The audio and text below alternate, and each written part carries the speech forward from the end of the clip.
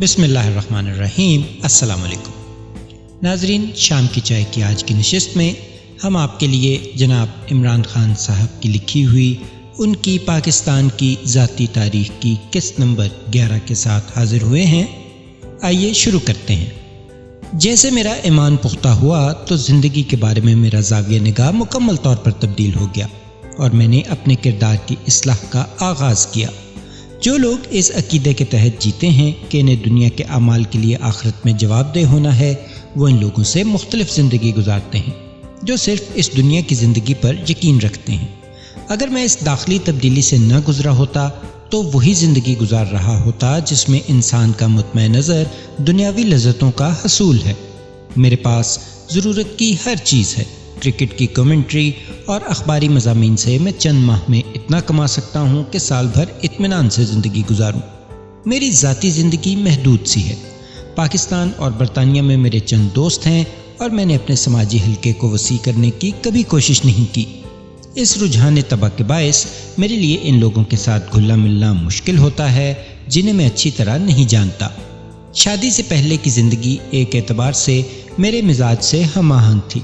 میری کوئی ذمہ داری نہیں تھی اور میں ذاتی حوالے سے فیصلے کرتا تھا۔ اس طرح میری زندگی میرے اس فلسفے سے ہم آہنگ تھی کہ زندگی کا مقصد عیش و نشاط ہے۔ مجھے بچوں کی کوئی خواہش نہ تھی کیونکہ میں جس طرح کی زندگی گزارنا چاہتا تھا اس میں ان کے لیے کوئی جگہ نہ تھی۔ میرے بہت سے دوست ہیں جنہیں شادی شدہ زندگی میں بے شمار مشکلات کا سامنا کرنا پڑا۔ وہ بچوں کے لیے وقت نہ نکال سکے اور پھر تلخیوں کے بعد طلاق تک نوبت جا پہنچی۔ میرے مستقبل کے منصوبے اس خیال کے گرد گھومتے تھے کہ میں اس طرح زندگی کو کس طرح بھرپور بنا سکتا ہوں۔ موسم سرما کے ایام پاکستان میں خاندان اور دوستوں کے ساتھ اور پھر تیتر کا شکار کھیلتے ہوئے، جون اور جولائی لندن میں کہ یہ وہاں کی سماجی سرگرمیوں کا دور عروج ہوتا ہے، اس کے ساتھ لارڈز ٹیسٹ اور ومبلٹن۔ پھر اگست میں پاکستان لوٹ آتا کراکرم کی طرف عازم سفر ہونے کے لیے۔ تاہم جیسے جیسے میرا ایمان پختہ ہوتا گیا مجھ میں یہ احساس پیدا ہوا کہ میں جس معاشرے کا حصہ ہوں اس کا مجھ پر بھی کوئی حق ہے۔ میں نے جانا کہ زندگی میں مادی اور جسمانی لذتوں سے بلند تر بھی کچھ مقاصد ہوتے ہیں۔ مجھ پر یہ حقیقت بھی واضح ہونے لگی کہ اللہ تعالیٰ کا مجھ پر بے پناہ کرم اور احسان ہے۔ میں اس سے پہلے ان چیزوں کے بارے میں سوچتا تھا جو مجھے میسر نہیں تھی۔ اب میرا دھیان ان نعمتوں کی طرف ہوا جو مجھے دی گئیں اور اس سے یہ خیال پیدا ہوا کہ مجھے بھی بطور شکر کچھ لوٹانا چاہیے، کچھ احسار بھی کرنا چاہیے۔ میں قرآن مجید کی اس ہدایت سے متاثر ہوا کہ جو ضرورت کا ہے وہ پاس رکھو اور باقی اللہ کی راہ میں خرچ کر دو۔ اس بات کو سمجھنے میں مجھے بہت وقت لگا۔ اسی میں انسانی مسرت اور اطمینان کا راز پوشیدہ ہے۔ بہت سے لوگ خواہش اور ضرورت میں فرق نہیں کر پاتے۔ ضروریات محدود ہوتی ہیں اور خواہشات لامحدود۔ میں اپنے ساتھ کھیلنے والے کرکٹرز کو دیکھتا تھا، ان میں سے بہت سے عام گھرانوں سے تعلق رکھتے تھے۔ وہ مسلسل پیسہ کمانے کی کوشش میں لگے رہتے اور کھیل چھوڑنے کے بعد بھی ان کی یہ کوشش ختم نہ ہوتی۔ میں نے جانا کہ اس کی بنیاد عدم تحفظ کا احساس ہے۔ ایک کھلاڑی کے پاس محدود وقت ہوتا ہے جس میں وہ زیادہ سے زیادہ رقم کما سکتا ہے۔ یہ لوگ ایک ایسی دوڑ میں شریک ہو جاتے ہیں جو کبھی ختم نہیں ہوتی۔ جتنا بھی کما لیا جائے، جمع کر لیا جائے، اطمینان فقط اس سے کیوں کر حاصل ہوگا؟ پاکستان کے حکمران طبقے کا معاملہ بھی یہی ہے۔ ہمارے کچھ سیاستدان ایسے ہیں جن کے پاس اربوں ڈالر ہیں لیکن ان کی ہوس ہے کہ ختم ہونے کو ہی نہیں آ رہی۔ ہسپتال کے لیے چندہ جمع کرنے کی مہم کے دوران مجھ پر منکشف ہوا کہ دنیا میں سب سے ناخوش لوگ وہ ہیں جن کے مقاصد مادی ہیں۔ جن لوگوں نے سب سے زیادہ چندہ دیا وہ روحانی شخصیت رکھتے تھے اور زیادہ آسودہ اور خوش دکھائی دیتے تھے۔ اس طرح میں نے زندگی میں سب سے زیادہ خوش اور مطمئن ان لوگوں کو دیکھا جو پاکستان کے دیہات میں رہتے ہیں۔ ایک مدت سے میرا اس پر یقین ہے کہ دنیا میں امیر ترین لوگ وہی ہیں جنہیں کسی قیمت پر بھی خریدا نہ جا سکے۔ سندھ اور پنجاب میں بسنے والے بہت سے پاکستانیوں کے آباء و اجداد ہندو تھے۔ تقسیم کے بعد جو علاقے پاکستان کہلائے یہ مذہبی اعتبار سے زیادہ متنوع علاقے تھے۔ مسلمان، سکھ، عیسائی اور ہندو جہاں ایک ساتھ رہتے تھے۔ اب ان علاقوں کی 95 سے 97% تک آبادی مسلمان ہے۔ سندھ میں اب بھی ہندوؤں کے کافی اثرات ہیں۔ پاکستانی ہندوؤں کی اکثریت سندھ میں آباد ہے۔ ہندو مذہب میں کرما کا ایک تصور ہے، یعنی وہ جو مقدر میں لکھا گیا ہو کر ہی رہے گا۔ سندھ میں ایک کسان کے ساتھ سندھی جاگیردار ایک غلام سے بدتر سلوک کرتا ہے اور وہ اسے قبول کر لیتا ہے۔ پاکستان کے بعض حصوں بالخصوص سندھ کے کسان طبقے میں آج بھی ہندوؤں کا فلسفہ جبریت موجود ہے، اس تاثر کے برخلاف جو بعض اہل مغرب مسلمانوں کے اس رویے سے اخذ کرتے ہیں کہ جب وہ کثرت کے ساتھ انشاءاللہ اگر اللہ چاہے کہتے ہیں۔ جبریت مسلمانوں کے عقیدے کا ہرگز حصہ نہیں۔ آپ ماضی کو تو جیسے وہ ہے قبول کرتے ہیں، لیکن مستقبل آپ کے ہاتھ میں ہے۔ اقبال سختی سے اس بات پر یقین رکھتے ہیں کہ انسان اپنا مقدر خود بناتا ہے اور قسمت کی کنجی فرد کا کردار ہے۔ انسان کی خودی ترقی کرتے کرتے یہاں تک پہنچ جاتی ہے کہ کوئی فیصلہ صادر کرنے سے پہلے خدا اپنی مخلوق سے پوچھتا ہے کہ اس کی مرضی کیا ہے۔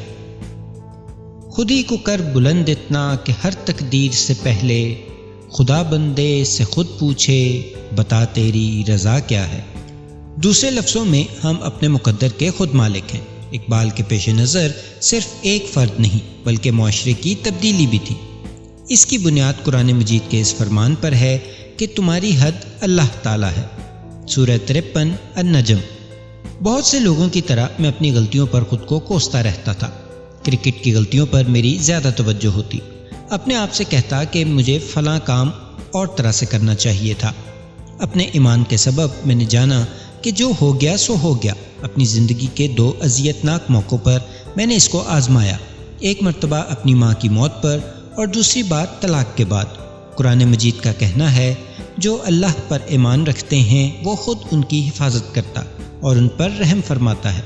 بے شک جو ایمان لائے اور جو یہودی ہوئے اور جو عیسائی ہوئے اور جو صالحین ہیں، ان میں سے جو بھی اللہ تعالیٰ پر ایمان لایا اور یوم آخرت پر ایمان رکھا اور نیک اعمال کیے، وہ اپنے رب سے اجر پائیں گے، انہیں کوئی خوف ہوگا اور نہ ہی وہ غم زدہ ہوں گے۔ ایمان کے سبب مجھ پر سب سے بڑا کرم یہ ہوا کہ میں ہر طرح کے خوف سے آزاد ہوتا گیا۔ ناکامی کا خوف، جان کا خوف، ضروریات زندگی سے محرومی کا خوف، دوسروں کے ہاتھوں بے توقیر ہونے کا خوف۔ قسمت سے مت لڑو کیونکہ قسمت خدا ہے۔ رسالت مآب صلی اللہ علیہ وآلہ وسلم نے ارشاد فرمایا تھا، اس حدیث کا مطلب یہ ہے کہ ماضی سیکھنے کے لیے ہے اور مستقبل اس لیے کہ آگے کی طرف دیکھا جائے اور خوفزدہ نہ ہوا جائے۔ انسان کو پوری کوشش کرنی چاہیے، اس کے بعد جو کچھ ہوتا ہے اسے مشیت الہی سمجھ کر قبول کر لینا چاہیے اور اس کے مطابق فیصلے کرنے چاہیے۔ اداکاروں اور ماڈلز کی طرح میرے پیشے کی بھی ضرورت تھی کہ میری جوانی برقرار رہے، اس لیے میں جوانی کے ڈھلنے اور عمر کے بڑھنے پر فکر مند رہنے لگا۔ کرکٹ کے بعد میں کیا کروں گا؟ تاہم میں نے یہ جان لیا کہ زندگی، صحت اور موت کا وقت ہر چیز اللہ کے ہاتھ میں ہے۔ کھیل کے آخری 2 سالوں میں بطور خاص اس عقیدے نے میری بہت مدد کی۔ اگر آپ ہر وقت کھیل میں لگے نہیں رہتے تو آپ کے لیے پیشہ ورانہ کرکٹ کھیلنا مشکل ہو جاتا ہے۔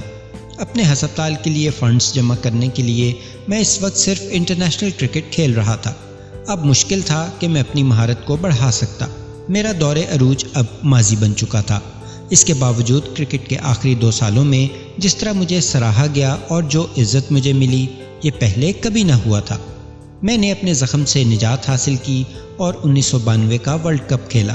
میں ناکامی کے خوف سے آزاد ہو چکا تھا اور مجھے یہ اندیشہ بھی نہیں تھا کہ کہیں کرکٹ سے میری رخصتی بے توقیری کے ساتھ نہ ہو۔ ماضی میں کبھی ایسا نہ ہوا تھا کہ اس نوعیت کے زخم اور یکسوئی نہ ہونے کے باوجود میں نے اعلیٰ سطح کی کرکٹ کھیلنے کا خطرہ مول لیا ہو۔ قرآن مجید کہتا ہے جب کوئی اللہ پر بھروسہ کرتا ہے تو وہ اس کے لیے کافی ہے۔ یہ جاننے سے کہ عزت و ذلت اللہ کے ہاتھوں میں ہے، میرے اعتماد میں اضافہ ہوا۔ میں تنقید کے بارے میں بہت حساس تھا۔ میں لوگوں سے لڑ پڑتا اگر مجھے یہ لگتا کہ وہ میرے ساتھ بدتمیزی کر رہے ہیں۔ اگر کسی صحافی نے میرے بارے میں کوئی منفی بات لکھ دی تو میں اس سے بات کرنا چھوڑ دیتا تھا۔ 1-2 بار تو میں نے ایک اخبار نویس کو تھپڑ بھی جڑ دیا جس نے سر عام میری توہین کی۔ میں نے اپنے شرمیلے پن کو جارحیت سے چھپانا چاہا، لیکن پھر ایمان ہی نے مجھے بے توقیر ہونے کے احساس سے رہائی دلائی۔ مجھ بے خطرات مول لینے کی عادت تھی اور ایمان نے اس میں اضافہ کیا۔ خواب کی تعبیر اور کامیابی کی راہ میں ایک انسان کے لیے سب سے بڑی رکاوٹ اس کا خوف ہے۔ اپنے کرکٹ کے دور میں نے دیکھا کہ بہت سے کرکٹر محض ناکامی کے اندیشے میں مبتلا ہو جانے کی بنا پر اپنی صلاحیتوں کو ڈھنگ سے استعمال نہ کر سکے۔ بسا اوقات کم صلاحیت رکھنے والے کرکٹرز نے مثبت رویہ اختیار کر کے بہتر نتائج دکھائے۔ بعض غیر معمولی صلاحیت رکھنے والے بلے باز محض اس وجہ سے اپنے ساتھ انصاف نہ کر سکے کہ وہ تیز رفتار بالروں سے خوف زدہ رہتے تھے۔ اندیشہ کہ کہیں چوٹ نہ لگ جائے۔ زندگی کے ہر شعبے میں خوف سے آزادی کامیابی کی بہترین ضمانت ہے۔ ایک سپاہی جو موت سے ڈرتا ہے کبھی کسی اعزاز کا مستحق نہیں ہوتا۔ ایک تاجر اگر خطرہ مول نہیں لیتا تو اس کی کامیابی کا امکان کم ہو جاتا ہے۔ ایک لیڈر جس میں جرأت کی کمی ہے کبھی عزت نہیں پا سکتا اور نہ اپنی ٹیم میں جذبہ پیدا کر سکتا ہے۔ سب سے زیادہ ایک رہنما کو جرأت کی ضرورت ہوتی ہے کہ وہ فیصلے صادر کر سکے۔ ایک اچھے اور ایک برے رہنما میں فرق یہی ہے۔ اچھا لیڈر ناکامی کے تمام نتائج کو پیش نظر رکھتے ہوئے خطرات مول لیتا ہے، جبکہ دوسرا خطرہ تو مول لیتا ہے لیکن ممکنہ نتائج کا اچھی طرح جائزہ نہیں لیتا۔ کامیاب لوگ اندیشے کی بنیاد پر فیصلے نہیں کرتے۔ وہ رہنما جو اقتدار چھن جانے کے خوف سے پالیسیاں بناتے ہیں ہمیشہ تباہ کن ثابت ہوتے ہیں۔ عظیم رہنماؤں میں یہ خوبی ہوتی ہے کہ وہ دباؤ کی مزاحمت کر سکتے ہیں اور اپنی پالیسیاں ایک نظریے کے مطابق نہ کہ خوف کے تحت تشکیل دیتے ہیں، جیسا کہ اقبال نے بھی کہا کہ بزدلی کی سزا موت ہے۔ تقدیر کے قاضی کا یہ فتویٰ ہے ازل سے، ہے جرم ضعیفی کی سزا مرگ مفاجات۔ جب آپ خوف پر قابو پانا سیکھ جاتے ہیں آپ کی زندگی بدل جاتی ہے۔ بے خوف لوگ مثالیت پسند ہوتے ہیں، مایوسی کفر ہے۔ دوسری طرف مادہ پرستی لوگوں کو محدودیت پسند بناتی ہے۔ میری مراد یقیناً یہ نہیں کہ لوگوں کو اپنی حدود کا خیال نہ رکھنا چاہیے۔ دنیا کے کامیاب ترین کرکٹرز وہ ہیں جو اپنی حدود کے اندر رہتے ہوئے کھیلتے ہیں، لیکن ایک آدمی کو بہرحال ان حدود سے آگے بڑھنے کی کوشش کرتے رہنا چاہیے۔ میں ہمیشہ مثالیت پسند رہا ہوں اور میں اپنی ظاہری حدود کو تسلیم کرنے پر کبھی آمادہ نہ ہوا۔ میں جب عالمی کرکٹ کا آغاز کر رہا تھا تو 1972 میں پہلی مرتبہ میں نے تیز رفتار باؤلر ڈینس للی کو گیند کراتے دیکھا۔ میں اس سے اتنا متاثر ہوا کہ میں نے اس کی طرح فاسٹ باؤلر بننا چاہا۔ میرے سینئر کھلاڑیوں اور ورسسٹر شائر میں میرے کوچ نے اصرار کیا کہ میری جسمانی حیت اور گیند پھینکنے کا انداز ایسا نہیں ہے کہ میں ویسا بن سکوں، اور اگر میں نے اپنے اندر کوئی تبدیلی پیدا کرنے کی کوشش کی تو میرا کریئر ختم ہو جائے گا۔ اگر میں نرا محدودیت پسند ہوتا تو کبھی یہ خطرہ مول نہ لیتا۔ میں نے تجربہ کرنے کا فیصلہ کیا اور اس کوشش میں میرا جسم اس طرح بہتر ہوتا گیا کہ میں تیز رفتار بن گیا۔ اقبال کا کہنا یہ ہے، روز اول یہ مجھ سے کہا جبرائیل نے، روز اول یہ مجھ سے کہا جبرائیل نے، جو عقل کا غلام ہو وہ دل نہ کر قبول۔ اگر سر ایڈمنڈ ہیلری عقل کا غلام رہتا تو کبھی ماؤنٹ ایوریسٹ سر نہ کر سکتا۔ حرف آخر یہ کہ ایمان مادی خواہشات پر قابو پانے میں آپ کی مدد کرتا ہے اور آپ کے ارادے پر آپ کو اختیار حاصل ہونے لگتا ہے۔ یہ داخلی جہاد کا ایک حصہ ہے۔ روزے کے بارے میں یہ سوچتا کہ یہ میرے لیے مشکل پیدا کرتا اور میرے معمولات میں رکاوٹ بنتا ہے۔ مشقت بھری تربیت کے دوران میں روزہ نہ رکھتا۔ میں اندیشہ کا شکار ہوتا کہ کہیں میرے جسم میں پانی اور نمکیات کی کمی نہ ہو جائے۔ کرکٹ کے بعد میں نے فیصلہ کیا کہ ورزش سمیت اپنے روزمرہ معمولات کو میں رمضان میں بھی جاری رکھوں گا۔ مہینے کے اختتام پر مجھے محسوس ہوا کہ میری قوت برداشت میں اضافہ ہوا ہے۔ میں نے یہ بھی محسوس کیا کہ جسمانی طور پر میں زیادہ اجلا ہو گیا ہوں۔ اس طرح میں نے یہ سیکھا کہ انسانی ارادہ در حقیقت کتنی قوت رکھتا ہے۔ آپ اس کی جتنی تربیت کرتے ہیں یہ اتنا ہی مضبوط ہوتا چلا جاتا ہے۔ روزہ اگر اس کی حقیقی روح کو سمجھ کر رکھا جائے تو اس کے نتائج غیر معمولی ہوتے ہیں۔ بہت سے مسلمان اس کی روح کو برباد کر دیتے ہیں جب وہ دن بھر سوتے اور رات بھر کھاتے ہیں۔ جب میں کینسر ہاسپٹل کی تعمیر میں مصروف تھا، مشقت کے طویل ماہ سال سے گزر رہا تھا، تو نماز اور روزہ میرے لیے محض رسوم نہیں، کہیں زیادہ بامانی اعمال بن گئے۔ میں نے یہ دیکھا کہ دباؤ سے نکلنے کا سب سے اچھا طریقہ نماز ہے، بشرط یہ کہ آپ ادراک رکھتے ہوں کہ اللہ موجود ہے اور بندے کی التجا سن رہا ہے۔ اس سے پہلے دباؤ کم کرنے کے لیے میرے پاس صرف ورزش ہی کا ایک طریقہ تھا۔ جب کبھی ہاسپٹل کے بورڈ کا اجلاس تمام ہوتا تو کچھ نئے بحرانوں کا بوجھ ہمارے کندھوں پر ہوتا، چونکہ عطیات جمع کرنے کی تمام تر ذمہ داری مجھ پر تھی، اس لیے میری خواہش ہوتی کہ عملہ اس معاملے میں متفکر نہ ہو، اس کی ہمت نہ ٹوٹے۔ میں سیدھا اپنے ہاسپٹل کی خوبصورت مسجد میں چلا جاتا اور اللہ تعالیٰ سے دعا مانگتا۔ ہمیشہ اس کے بعد سکون کا ایک گہرا احساس ہوتا۔ پھر 5 وقت کی نماز میرے لیے ایک فرض سے زیادہ ضرورت بن گئی۔